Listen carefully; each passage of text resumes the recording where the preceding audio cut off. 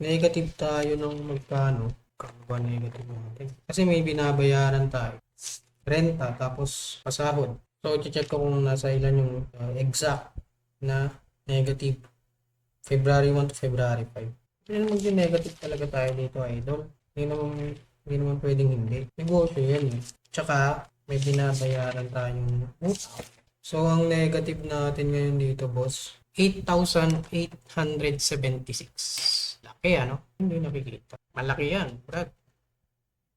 Negative ka ng February 5 to February 1, 8,800. Almost 9K ang negative. So, paano natin hihilutin yan? Baba kasi yung sales nung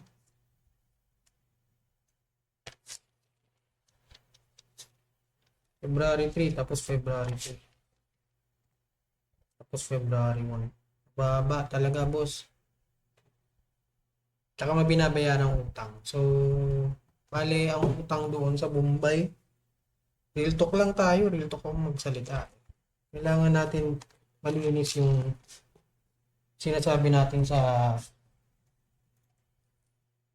binobroadcast natin. Kasi kapag lolokohin natin, parang niloloko lang natin yung sarili natin. So, may utang kay Bombay na everyday nagbabayad. Sa February 23, matatapos yung isa. So, ang magiging bayad ko na lang dun, February 24 hanggang March, is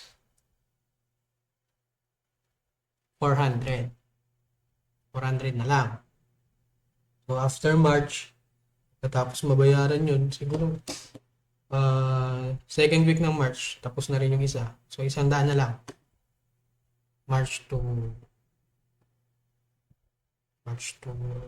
April, 100 na lang. So, maliit na lang.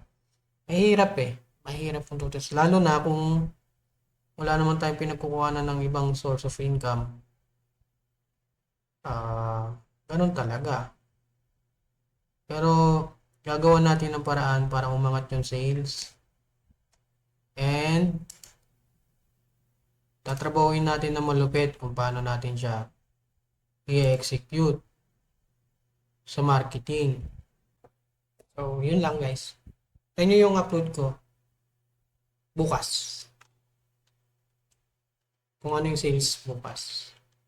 Thank you. Bye-bye.